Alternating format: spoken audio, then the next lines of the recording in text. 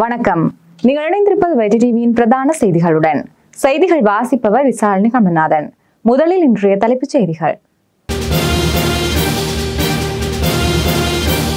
ஜனாதிபதி நிதியத்தில் உள்ள முறைகேடு, சிஐடி விசாரணை ஆரம்பம்.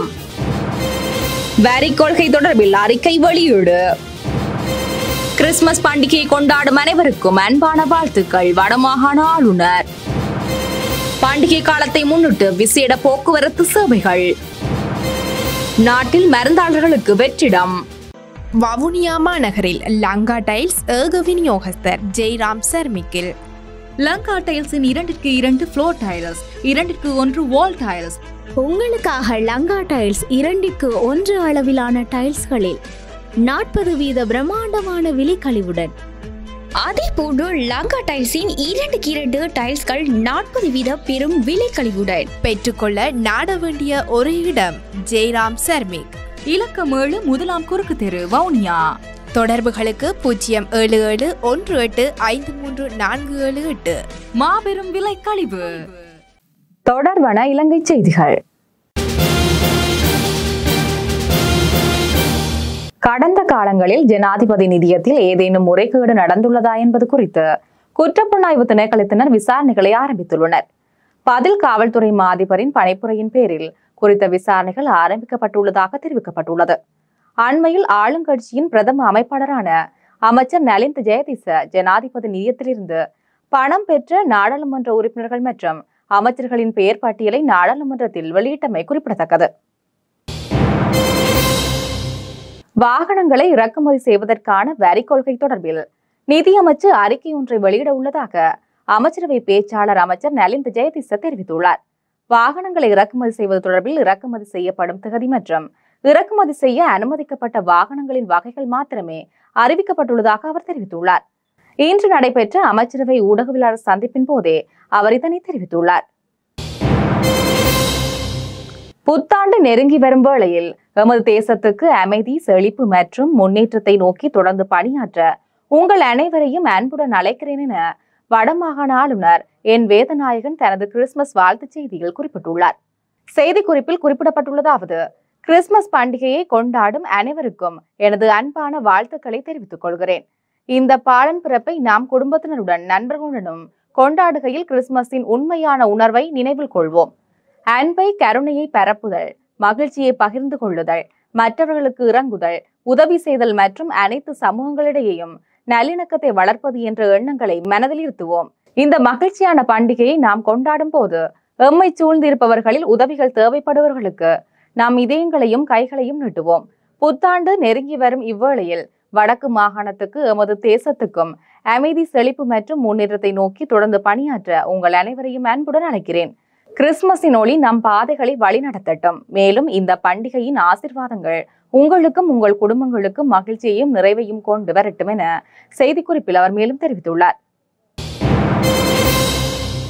கிறிஸ்துமஸ் மற்றும் புத்தாண்டு காலத்தை முன்னிட்டு இன்று செவ்வாய்க்கிழமை மேலதிக பஸ் சேவைகள் முன்னெடுக்க இலங்கை போக்குவரத்து சபை நடவடிக்கை எடுத்துள்ளது. புறக்கோட்டை மத்திய பஸ் நிலையத்திலிருந்து ஹட்டன், பதுளை, மட்டக்களப்பு வரையிலான நீண்ட தூர பயணங்களுக்கு சுமார் 50 மேலதிக பஸ்கள் பயன்படுத்தப்பட்டுள்ளதாக இலங்கை போக்குவரத்து சபையின் பிரதி பொது முகாமையாளர் பண்டுக ஸ்வர்ணகன்ச தெரிவித்துள்ளார். கிறிஸ்துமஸ் தினமான நாளை புதன்கிழமை பயணிகளின் தேவைகளுக்கு ஏற்ப மேலதிக பஸ்கள் சேவையில் ஈடுபடுத்தப்படும் எனவும் அவர் குறிப்பிட்டுள்ளார். இன்று முதல் இயங்கும் வழமையான பஸ் சேவைகளுக்கு மேலதிகமாக இந்த மேலதிக பஸ் சேவைகள் இடம்பெற உள்ளதாக பிரதி பொது முகாமையாளர் பண்டுக ஸ்வர்ணகன்ச மேலும் தெரிவித்துள்ளார். மருந்தாளர்களுக்கான வெற்றிடம் நிலவுவதாக தனியார் மருந்தக உரிமையாளர்கள் சங்கம் தெரிவித்துள்ளது. தனியார் மருந்தக உரிமையாளர்கள் சங்கத்தின் கொழும்பு மாவட்ட தலைவர் ஹேமந்த் விஜயசேகர இன்று ஊடகங்களுக்கு கருத்துரைக்கையின் போதே இதனை தெரிவித்துள்ளார். நாடளாவிய ரீதியில் சட்ட ரீதியாக மருந்தகங்களை முன்கொண்டு நடத்துவதற்கு பாரிய அளவில் மருந்தாளர்களுக்கான வெற்றிடம் நிலவுகின்றது. அந்த நெருக்கடிக்கு தீர்வு காணும் வகையில் கூடிய விரைவில் மருந்தாளர்களை உள்ளெடுப்பதற்கான செயற்திட்டத்தை முன்னெடுக்க வேண்டிய தேவை எழுந்துள்ளது. இதன் காரணமாகவே அரசு அதிகாரிகளுடன் கலந்துரையாடல்களை முன்னெடுத்துள்ளோம். அத்துடன் குறித்த துறையுடன் தொடர்புடைய ஏனைய நிறுவனங்களுடன் கலந்துரையாடல்களை முன்னெடுத்து வருகின்றோம். எதிர்காலத்தில் உரிய முறையில் மருந்தகங்களை நடத்துவதற்கான இயலுமை ஏற்படுத்தப்படும் என கருதுகின்றோம். இந்நிலையில் உரிய பயிற்சியுடன் கூடிய மருந்தாளர்களை உள்ளிருப்பது தொடர்பில் அரசாங்கம் கவனம் செலுத்த வேண்டும் எனவும் தனியார் மருந்தக உரிமையாளர்கள் சங்கத்தின் கொழும்பு மாவட்ட தலைவர் ஹேமந்த விஜயசேகர வலியுறுத்தியுள்ளார். பண்டிகை காலத்தை முன்னிட்டு விசேட அரச மன்னிப்பின் கீழ் 389 கைதிகள் விடுவிக்கப்பட உள்ளதாக சிறைச்சாலைகள் திணைக்களம் தெரிவித்துள்ளது. அவர்களில் 4 பெண் கைதிகள் என்றும் தெரிவிக்கப்பட்டுள்ளதாக ஊடகங்கள் செய்தி வெளியிட்டுள்ளன.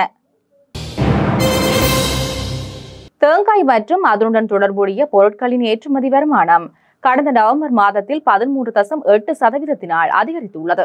இதன்படி 70 மில்லியன் அமெரிக்க டாலர் வருமானம் ஈட்டப்பட்டுள்ளதாக ஏற்றுமதி அபிவிருத்தி சபை தெரிவித்துள்ளது.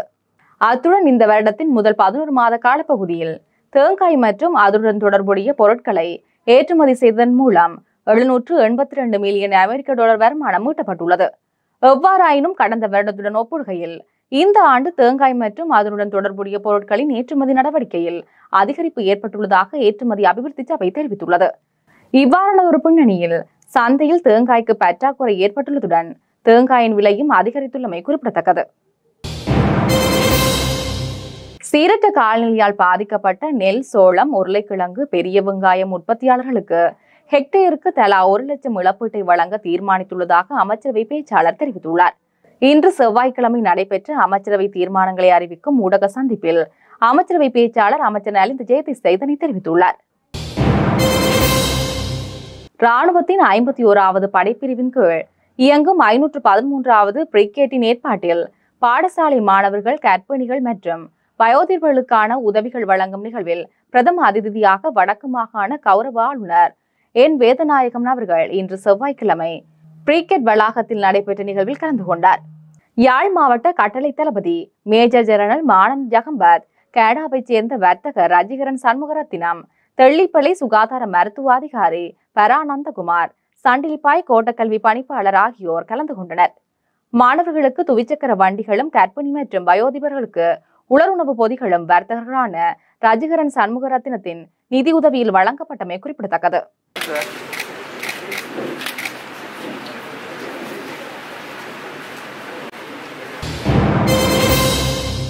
சாவகச்சேரி போலீஸ் பிரிவிற்குட்பட்ட அரசடி ஆசிரியர் வீதி பகுதியில் அமைந்துள்ள வீடொன்றில் நேற்றைய தினம் திங்கட்கிழமை பகல் வேளையில் துணிகர திருட்டுச் சம்பவம் ஒன்று இடம்பெற்றுள்ளது. இதன்போது வீட்டில் இருந்து 8 பவுன் நகைகள், 200 கனேடியன் டாலர் மற்றும் 35,000 ரூபாய் இலங்கை பணம் ஆகியன திருடப்பட்டுள்ளன.